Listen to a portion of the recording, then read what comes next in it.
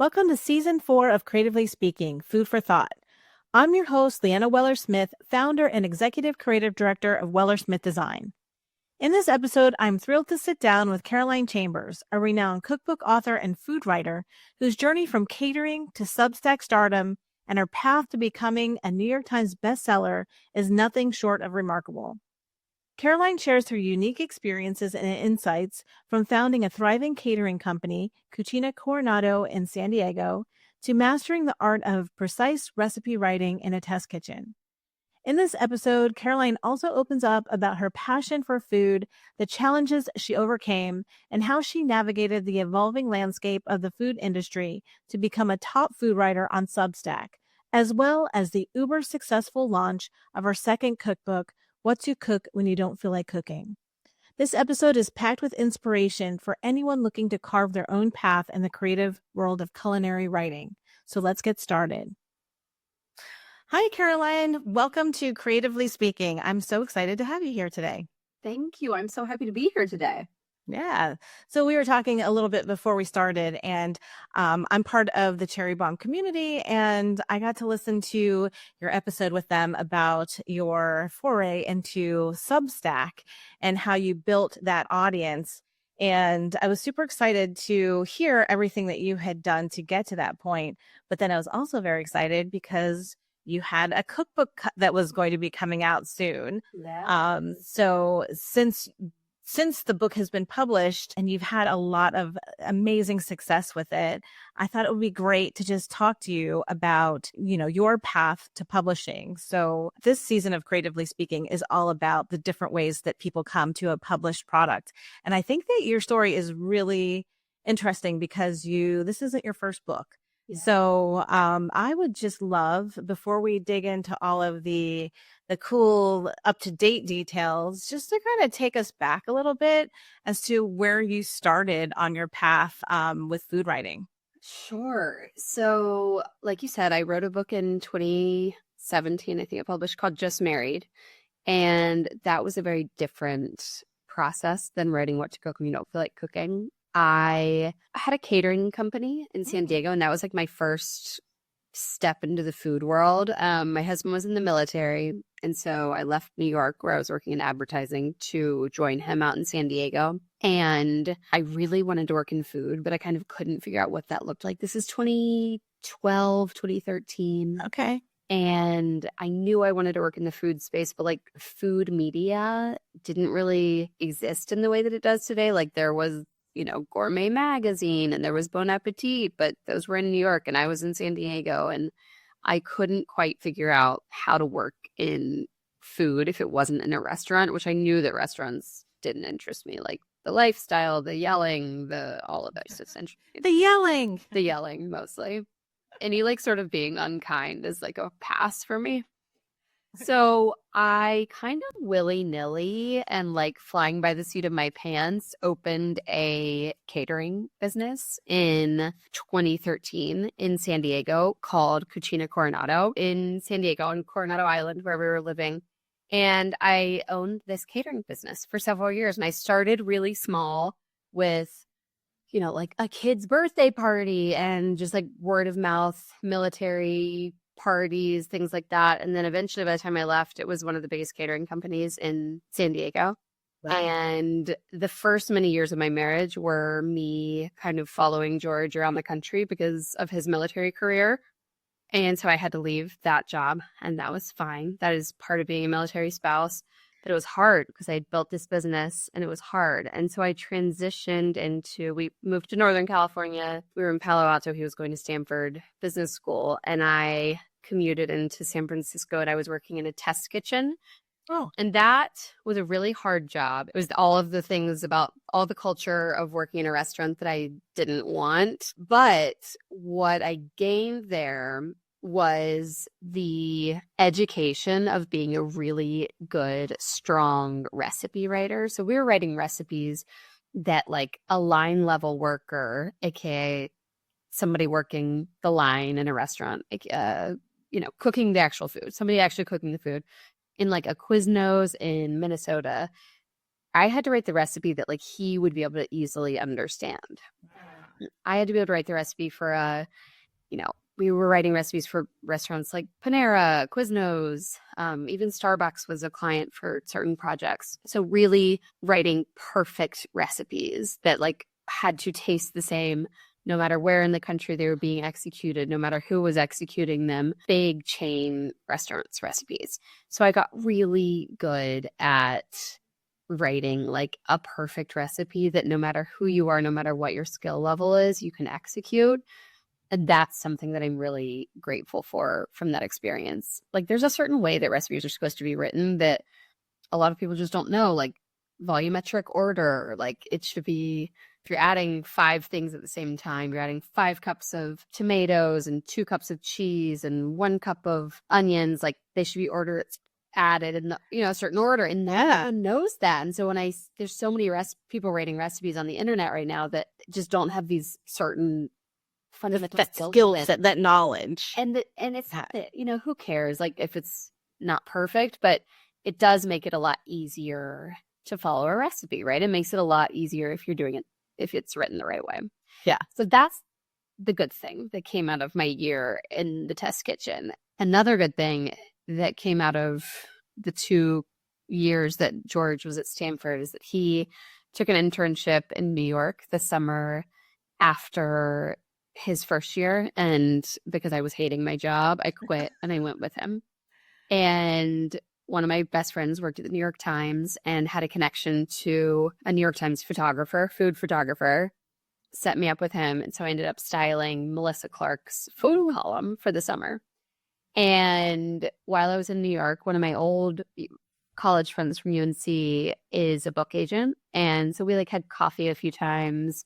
She was working on a ton of cookbooks at the time. Like that was kind of becoming her focus, was cookbook authors. She's like, would you ever want to write a cookbook? And I was like, of course, but like not right now. I don't have like an angle. I don't have a focus. Like I don't want just like another, girl writing a cookbook. I would really want it to like have a purpose. She was like, got it. She calls me like 2 weeks later. And she's like, so I was just on the phone with an editor at Chronicle. They're looking for someone to write a book called Just Married. And they already know exactly, they know what they want it to be. They just want somebody with like an interesting early marriage story. You and George just got married. He's a Navy SEAL. Like it's an interesting story. Would you be interested? And I was like, yes, absolutely. So I put in a proposal, won the proposal, ended up writing that book that way. And so when we started this, I said, the ways that I've written these 2 books were so different because that first book was like Chronicle needed a writer. I got the gig. Yeah. That's not how it typically works, right? That is how it works sometimes. That's a dream though. That's nice. That's nice. Like I was like I was handed a book deal. And that's awesome. And that does still happen. Like, when you see books like, I'm looking on my shelf seeing if there's a good example. When you see a book like 100 pressure cooker recipes, that might be because you're an editor at a publishing house was like, pressure cookers are hot. Like, let's fill that spot.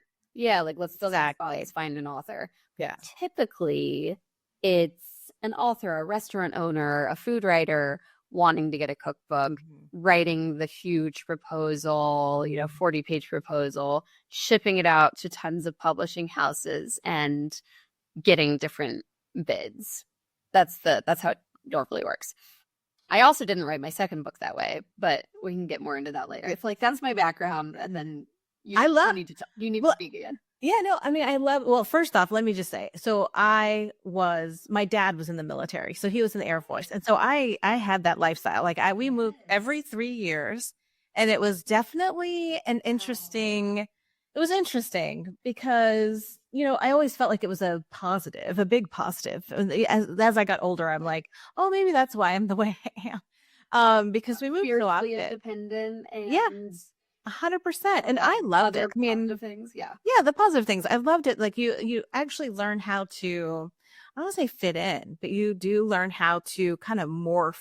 I was going to adapt maybe. Yeah. It really is. It's like you're like a chameleon at a certain point because. And maybe, I could see as a child it'd be even more difficult. As an adult, the tricky part of moving around constantly was like making friends as an adult is hard. Making this as a kid is also really hard.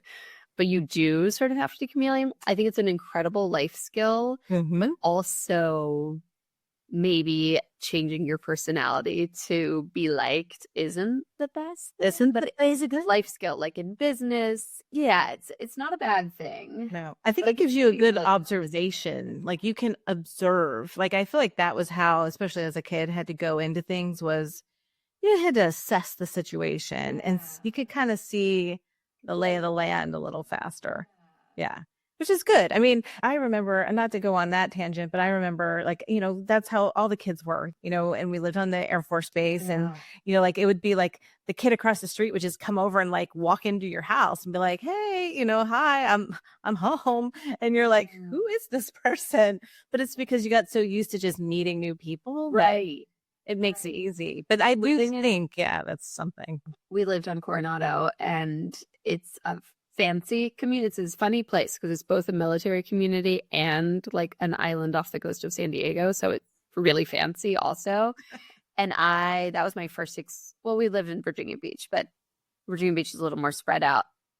I found that in Coronado, because it's such a transient military town, just like you growing up on these bases, people were from the fancy people to the other military families, people were so incredibly welcoming and willing to like just bring you into their fold and into their life because they were so used to being a part of a transient community, having new neighbors every 3 years, having new teachers every 3 years, like whatever it was. So I really loved that. And I think I am a person who is constantly making new friends. Like I really love making a new friend. I think a lot of people are like, I've got my 4, I'm good. And I think maybe because of that military life as an adult, I am like, if somebody new moves to town, I'm like, I want to know who you are. What are you up to? Are you interested in? And that's a good. And you're open to that. Like that. We're lucky to have that. Yeah, I think so too. I mean, and that is like, just you saying that once you moved, like you had to leave this whole business go. I mean, that is also the other side of it, which is, there are things that, can't come with you. So yes. Did that kind of spark your interest in trying to find a different way to rebuild something, but not necessarily what you had in the past?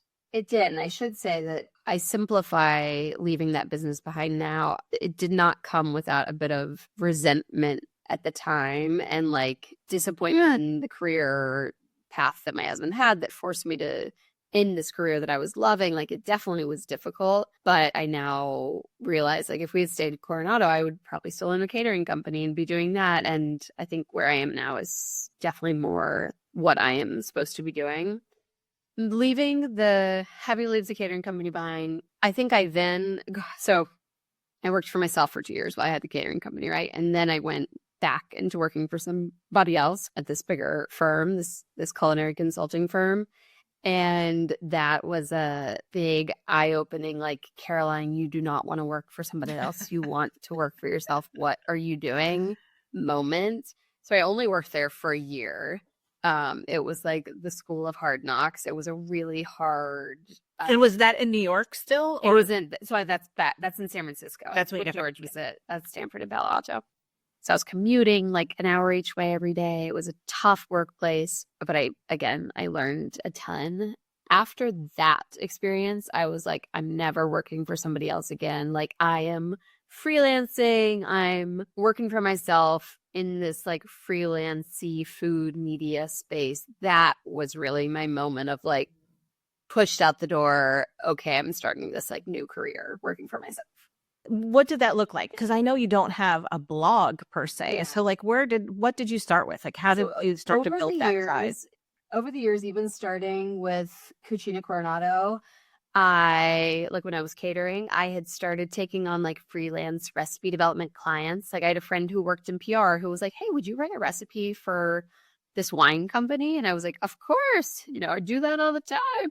So I would like write a recipe that would go on, in a magazine, like as an advertorial or something. I'd do that. And so I started getting more of those jobs during the catering days. And then while I was at working in the test kitchen, I did that kind of like as my weekend side hustle. I was always taking on little clients. There was a lot of wine brands because once you get one, they all the managers like manage one other wine brand and then they get asked for a recommendation.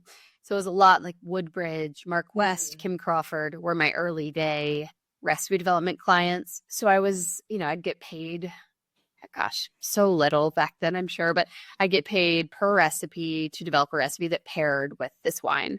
Like Boars and Cheese was one of my early day clients. And, I created some recipe that used the cheese, and they used it as like a point of sale, like when you get a box of or cheese and it has this like folded up a million times square on it, unfold it, and it's a recipe. There's the recipe. Recipe. So that was the type of work that I was doing then. And so after the summer in New York, especially where I was styling the Melissa Clark's column, I realized that food styling wasn't really my calling. It wasn't the styling itself that I loved and got energized by. It was the development. It was the actual recipe development, like getting creative with ingredients and food. And so when I got back to California after that summer, that was when I built a full portfolio for myself and started pitching myself as a freelance recipe developer to magazines, brands. I had a column in a small newspaper for a while doing that type of work. And that was until Just Married came out. And then even after Just Married came out, I kept doing that until I had this idea for what to cook when you don't feel like cooking.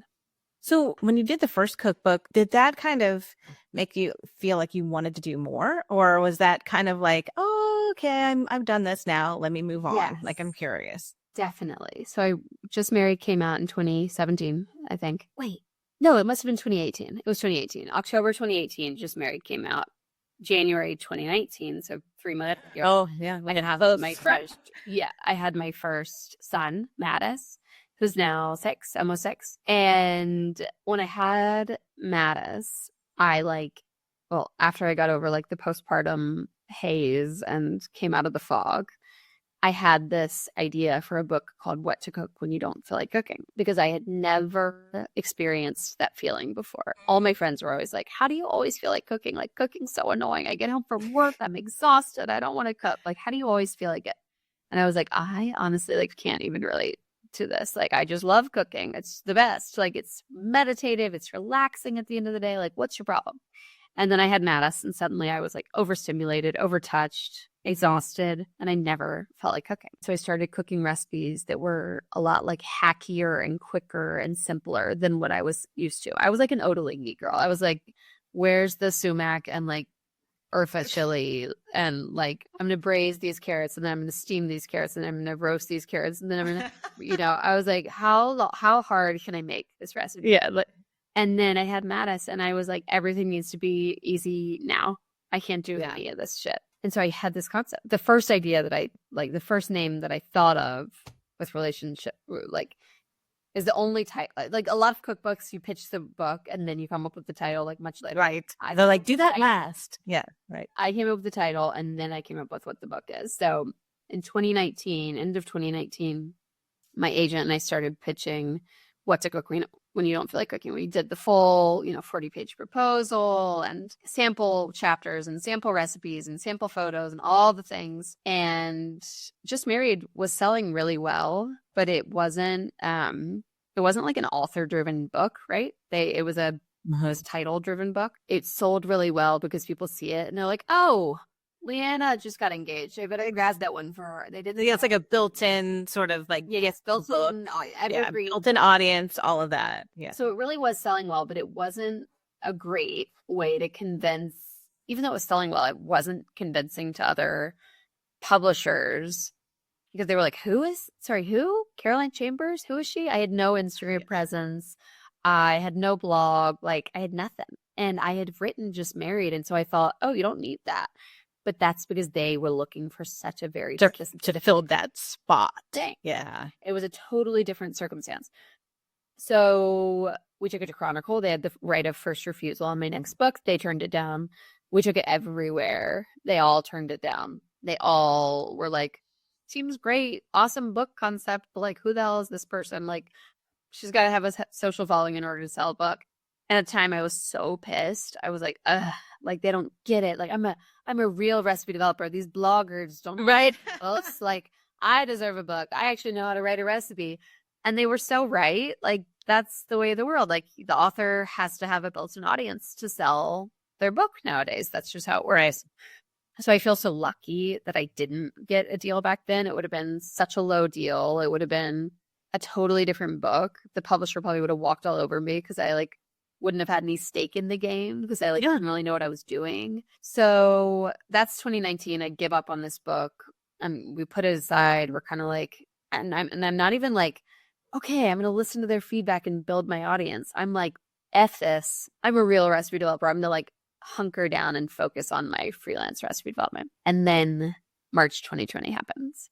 And that is when my career changed shape entirely. I had clearly always wanted to have an identity in the food world, but I like couldn't really figure out how to make that happen. Like I wanted to be a cookbook author and all these things, but I had this great busy schedule of freelance recipe development that like I wasn't publishing recipes on my Instagram. I wasn't like trying to publish recipes from Caroline. I was, doing it ghostwriting for other people. And March 2020, all my recipe clients were like, sorry, Everything was like, poof. Yeah. overnight. Overnight, like every single project canceled. We don't know how to market food in a global pandemic. We don't know how to market wine in a global pandemic. Like Mother's Day is canceled. Right. So you go to Everything's canceled. Cancel. See you when we see ya. And I looked at my husband. I had a 1-year-old at this time, and I was pregnant with our second son. And I looked at my husband. I was like, "This is it. Like, I'm gonna just start cranking recipes on Instagram and like see what happens." He was like, "Go baby, go. Let her rip." So that's what I started doing. I had this like series called Quarantine Kitchen where I go in and be like, okay, I'm gonna try to cook this recipe, but I don't have any chicken. I'm gonna try to cook like, roast chicken with potatoes, but I don't have chicken or potatoes. And I'd like to make it work. And I'd show people how easy it is to swap recipe ingredients around. And I would do a ton of like Insta lives to my like 2,000 followers that I had amassed just through. Yeah, like everyone's now paying attention too. Yes. Like because everyone's at home. No one knows how to cook, and suddenly they have to cook every single Yes. time themselves. Like they are all flailing, and I could be a voice of help for the people I had. So I started really cranking on Instagram. And at first I was trying to like just be recipes, like only share recipes and nothing else like from my account. And I very quickly realized that as a pregnant woman with a 1-year-old, I couldn't get it all done during nap time. Like I was trying to only shoot the videos during nap time and not have him be a part of it at all.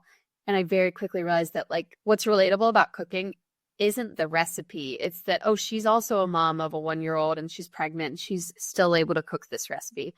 Oh, her toddler is like hanging on her feet the whole time she's cooking. And she hands him a salad spinner and he plays with it with a Matchbox car in there the whole time. And like she gets dinner on the table. I very quickly realized that was so much more It's relatable to an audience and relatable than just sharing food. Like everybody tells you when you're starting a business, niche down. And so I really tried to just niche down and only share food. And as soon as I started sharing what it takes to get that dinner on the table and beyond just the ingredients, that was when my audience really started to grow. So in December of 2020, so for about 8 months or whatever, I've been cranking these recipes on Instagram. And that was all on Instagram. That was all on Instagram. Actually I used carolinechambers.com to I do the video on Instagram and then I'd share it there because back then it was even worse trying to share a recipe. I'm still awful, but back then it was even worse. So I would like post it on carolinechambers.com, but not ever as a blog. It wasn't like being emailed to. It was never really a blog. It was just like a better place to read the recipe. March 2020, I maybe had like 10,000 Instagram followers, and I had been hearing this is like, do you remember when everyone got on Patreon? Yeah, that was like the beginning. Well, there was like a few different things that popped up around that time, and Patreon was through the huge. pandemic. If you'll go back with me, like all the Bon Appetiters who like left the test kitchen, they all got on Patreon. It was just really big in the food world. Everyone was starting a Patreon, and Patreon did not seem right to me from my audience because my audience was like busy moms, basically. Yeah. And Patreon, you had to like download another platform and go there to engage with it. And I was like, oh my God, I could not ask one of my friends to download another app, like open another app in their day, let alone, you know, an Instagram follower.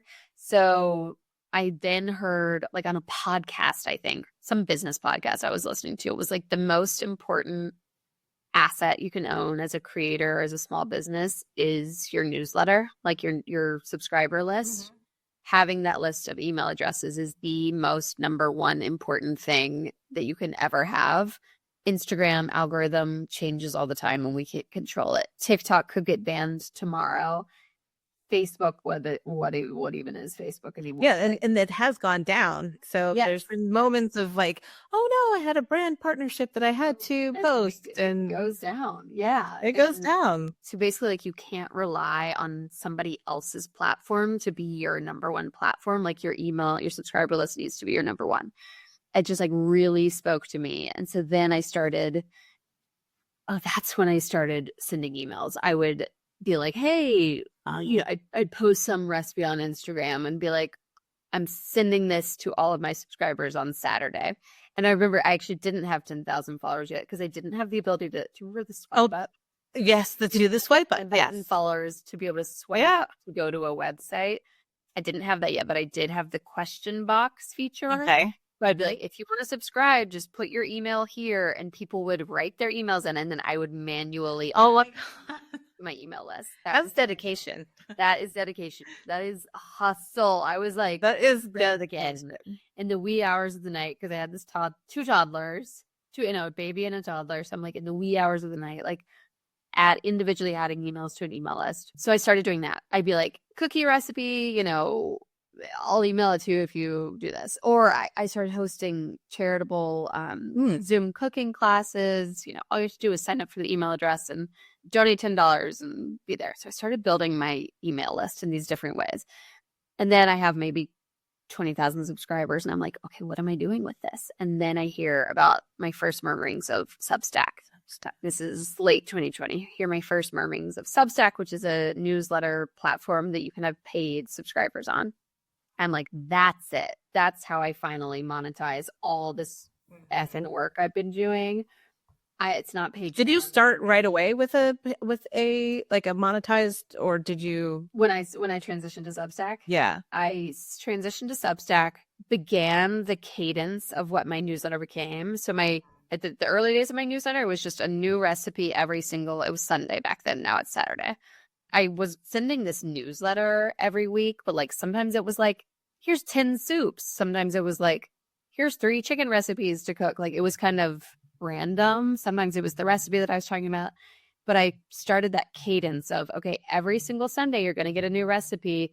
Once I transitioned to Substack, I did that for like 2 months. And I didn't even tell people that I'd like transitioned to Substack because it didn't matter. It didn't matter. It's an email. It's an email. Yeah. It was just an email. It was the same old email coming to their inbox with slightly different design. But it was really hey, every single Sunday, new recipe that takes under an hour, minimal time, minimal dishes, minimal mess. That's what you can expect here. And I think I named it. I think I like officially named it What to Cook We Don't Feel Like Cooking instead of like the Caro Chambers newsletter. So I did that for a couple of months. And then on December 13th of 2020, I launched it as paid. And I like turned on that paid switch and I was like, hey, if you like what you've been getting, one new recipe every single week, all these things, then become a paid subscriber instead of a cookbook. And I told the whole story that I just told you. Like I tried to sell this concept as a book. Nobody bought it. I think it's genius. And so do you guys. Like we've talked about, what to cook when you don't feel like cooking. And it had a substitute for every single ingredient, tons of notes. So you can basically like make chicken enchiladas, but I'll have a note that's like double the chicken. And you have like all these different ways. Riffs and swaps. Yeah. Really like the riffs and swaps and substitutions often take us longer to write than the recipe itself. So it's really like a teach a man to fish versus a give a man a fish philosophy. So yeah, December 13th, 2020 is when I announced paid. Did it start did you start it at a lower price point or did you just? Yes, it was $35 was the price of a cookbook. Okay. Got it. So it was like, that was my whole marketing scheme was like, F publishers, who needs them? You know, I'm publishing. It was basically like I'm self-publishing a cookbook. It's my entire marketing strategy. And Well, I love it. It's so fascinating. the man. And then, You're right. of course, I ended up writing cookbook. Yeah. Oh, but that was what was so fascinating to me, because I'm like, this is proving that this will sell. You know, going back to that built-in audience of the first one that you had, like that's really what then happens with this is, okay, if they're willing to pay $35 a year for my Substack, I am assuming, I think, and with a good assumption here, that they're going to spend $35 for a printed cookbook. No. Oh, yeah. And that genuinely wasn't my plan at the time. Like, I in no way was like, I'm going to show those publishers who's boss and add this to my proposal and bring it back to them. I genuinely wasn't thinking that way. I was thinking, F publishing, I'm doing this my way. I'm self-publishing instead. This is an interesting model. I'm doing this instead. And then, of course, what it ended up being is exactly what you just said, a real proof of concept to all the publishers out there that, hey, I know they'll buy my recipes. Look at this. They're resubscribing year after year after year. It was 35. It's now 50, which is still the lowest. I think it's one of the lowest priced food Substacks on the entire platform, and on purpose. That most are $60 a year minimum, 60 to 80. And I really like keeping it at 50. I think it is a more approachable price point and gets more people in the door. And that's what I want. So yeah, it ended up being a proof of concept to a publisher. So it kept growing. Yeah. And became a book eventually. Because even like, you know, so since we help clients to self-publish, and the biggest, you know, sticking point is obviously just like you ran into, which is your platform and just understanding your audience, knowing if they will, you know, buy into your product.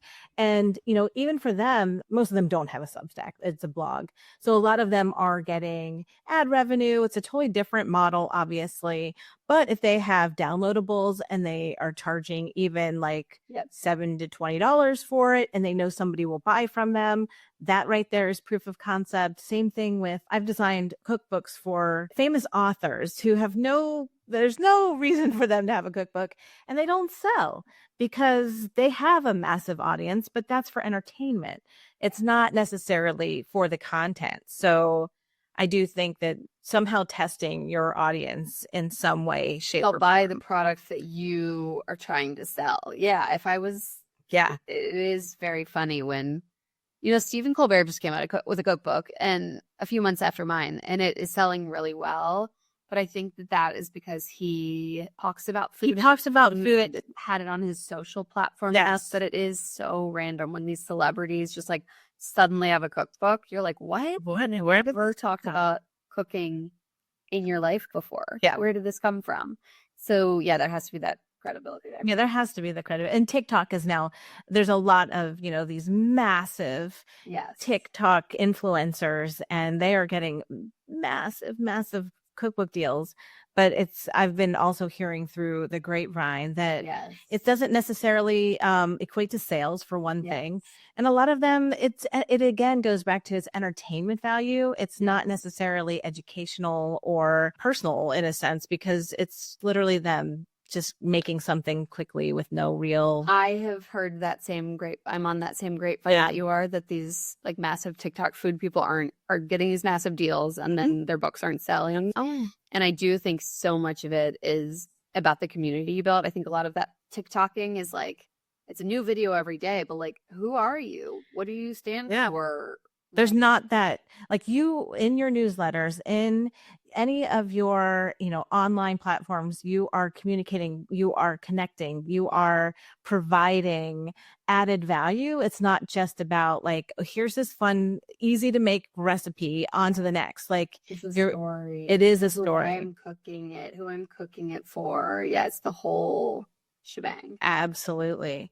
So when you started your Substack, did you have like a Substack buddy? Like, if you think about it, like a lot of food bloggers, you know, they grew up with other food bloggers, but Substack just kind of like, boom, here it is. And then no, I had no buddies in like the food creator space until honestly recently. I lived in San Diego where there's like not a big community of it, and I wasn't doing it yet. And then Palo Alto where there's not a big community of it, B, I wasn't doing it yet. And then Carmel, California, this like tiny town with nobody. I think the New York food gals are all like buddies, and they like now I'll like be invited to an event, I go, and it's so fun. But they all like really know each other because they all get invited to these brand events and dinners and things together all the time. And it's like such a nice little community.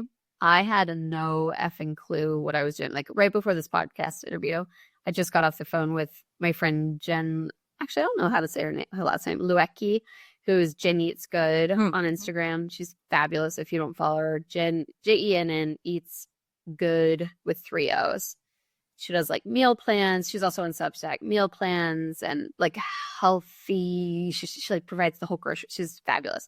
But we were just texting each other like, gosh, I'm just so happy to have you. She was picking my brain about one thing, her brain about another thing. And those relationships are so nice to have. But no, when I was starting out, it was little old me. No one at Substack knew who I was. I now have to hear all these stories. Looks like you were like one of the top at Substack now. So yeah, now I have the #1 food Substack. Yeah. So now they pay attention to me, but they shouldn't have been paying attention. They don't have the resources to pay attention to every author. I hit a certain revenue marker. I think maybe it was 100K. And then I got an email from like the head of writer relationships. So it was like, hi, Caroline. Looks like you're doing okay over there. Nice. It's all, we should set up a call. Yeah. And I love my Substack team now. Like I've got Still is on my team and a team of developers who listen to my, every need. And they just threw me a really big party in New York for my paid subscribers. I love being a Substacker. Yeah.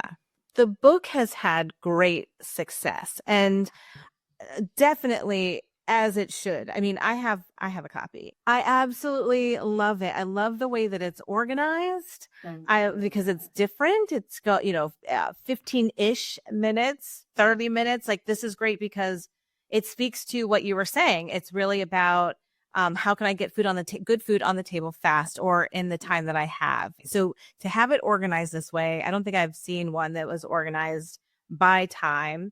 But then your whole front matter. I love the whole front matter because you have such great information and you break it down like just like you were saying, like with the swaps and bulk it up and riffs. You have like how to use this book in the front, but then there's just so many other resources when it comes to even this section that's the best here, how to make yourself cook even when you really, really don't feel like it. That's my favorite session. Like that's the one I reference the most, like in media interviews. I just like, yes, here are all the recipes, but like nothing in the world is going to make you cook when you don't feel like cooking, even a 15-minute recipe, unless you can like almost distract yourself from the fact that you're having to cook. Or for me, it's really about the multitask. That's how like on nights when I don't feel like cooking, it's one of those bullet points. There's 19 ideas for how to cook, how to make yourself cook when you really, really don't feel like it.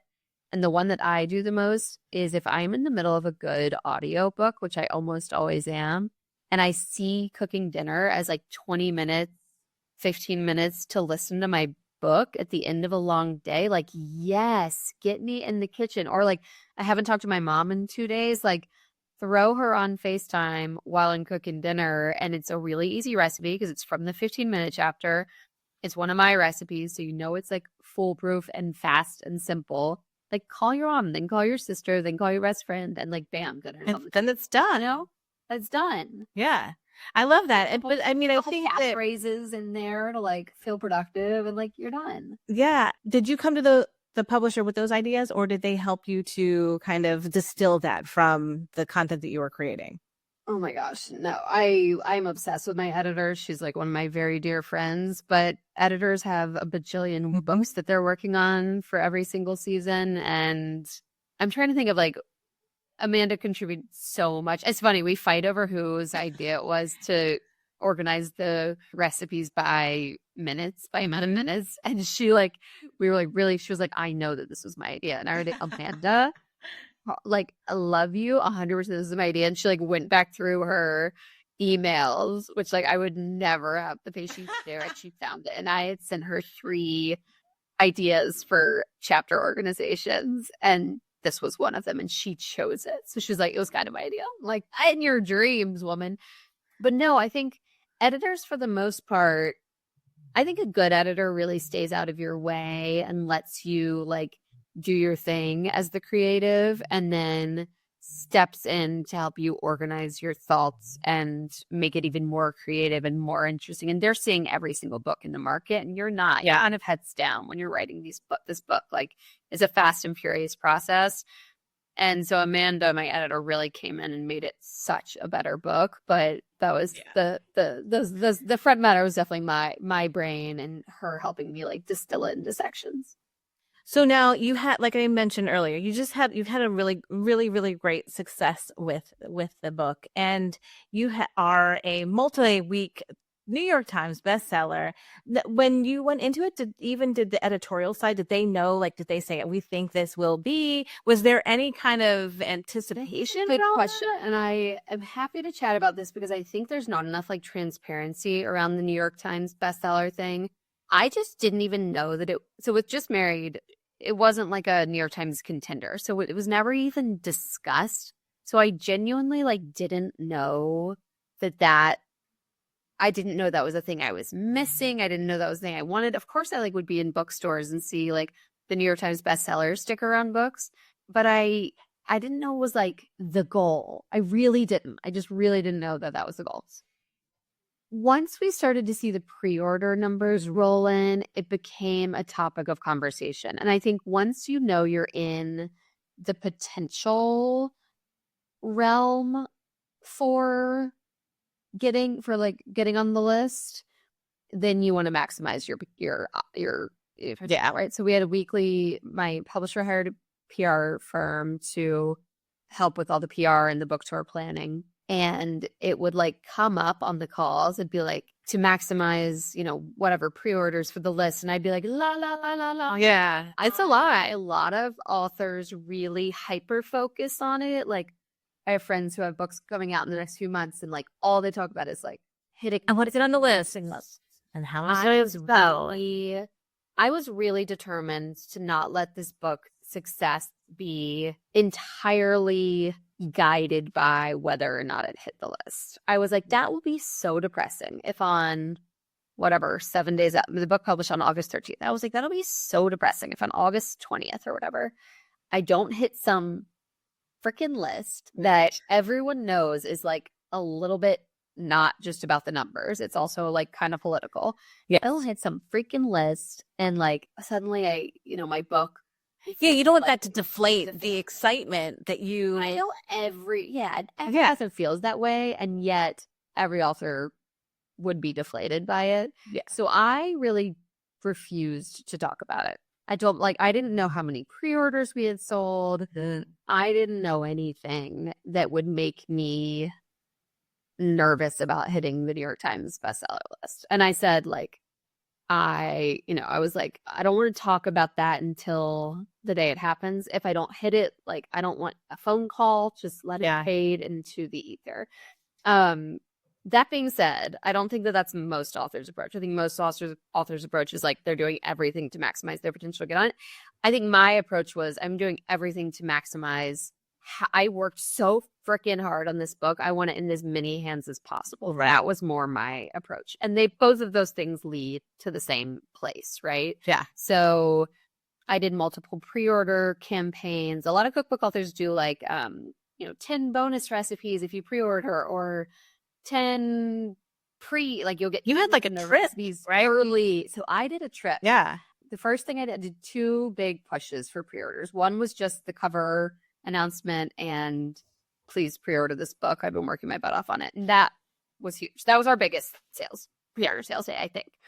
My next big push was about 6 weeks out from Pub Day.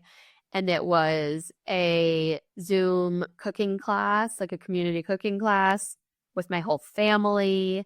And if you pre-ordered, you got to come to this class, and there were like a bazillion giveaways. So like 10,000 people came Now, or 10,000 people signed up, 6,000. Right.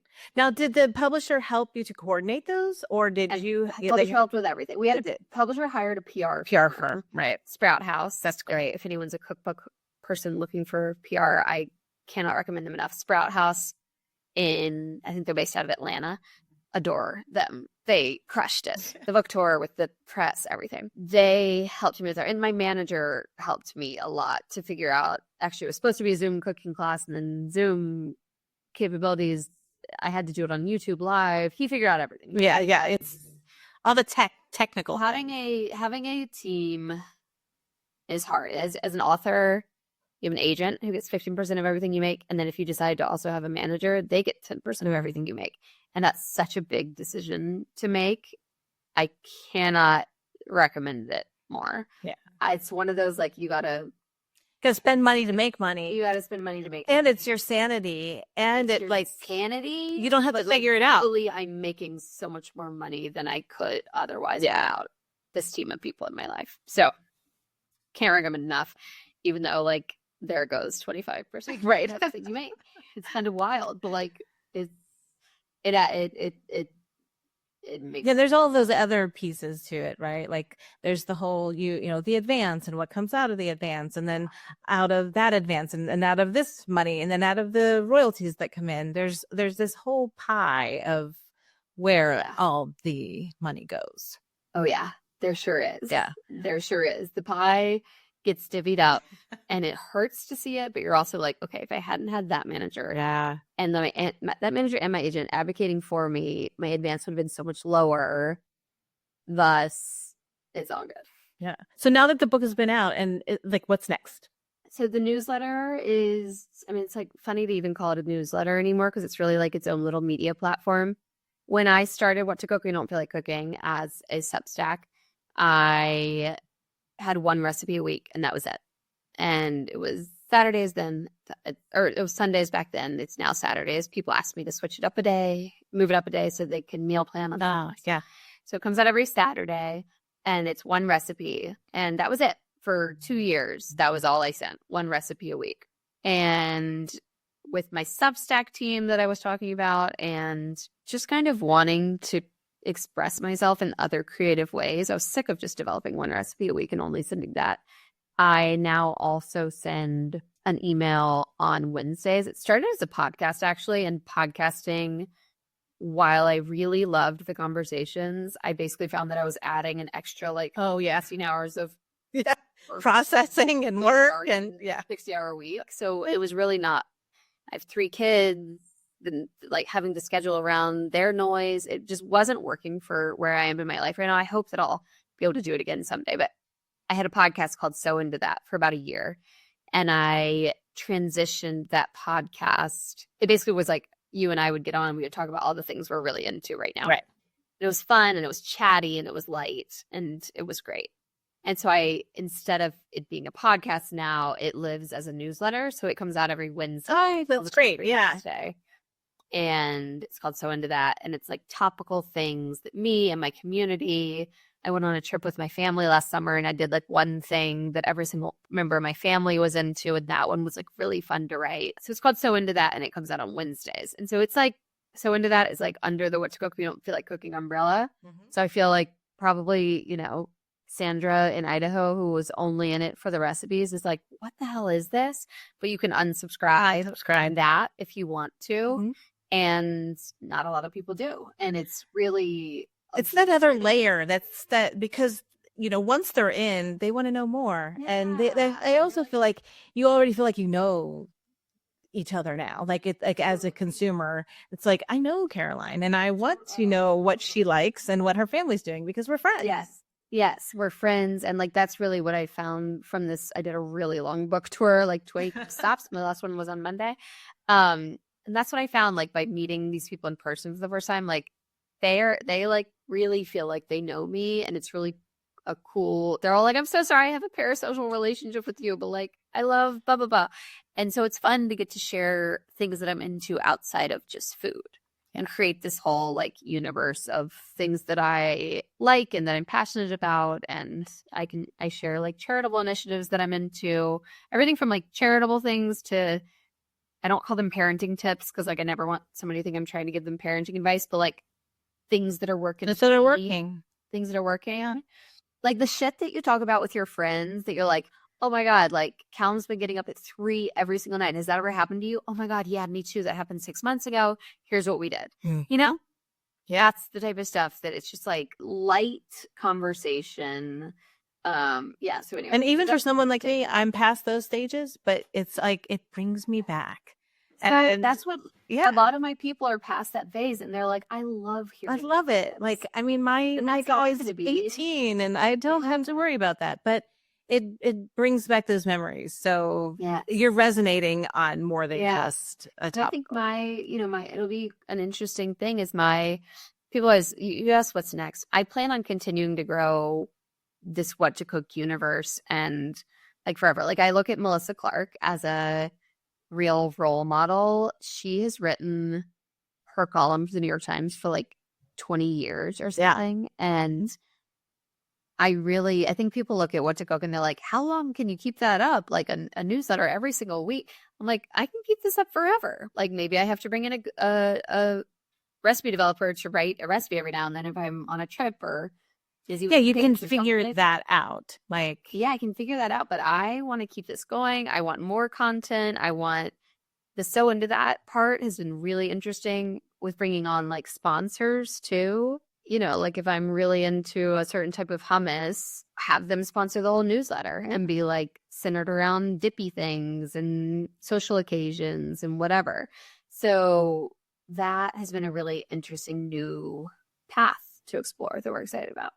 Well, I'm excited to see where all of this takes you, and I'm glad to be part of the journey and having this book and just being part of the community because I'm on your newsletter as well. So I love receiving it. So thank you. You can just tell everyone where they can find you, and everything will be in the show notes too. Yes, so I'm on Instagram at Caro Chambers, Caro Chambers. The book is called What to Cook When You Don't Feel Like Cooking. You can find it everywhere, and the newsletter is the Substack is whattocook.substack.com. And then if you just go to my website, carolinechambers.com, you can find all those things. Fantastic. Well, thank you so much for being here with me. And I know you're busy, so I will let you back to your day. Thank you so much.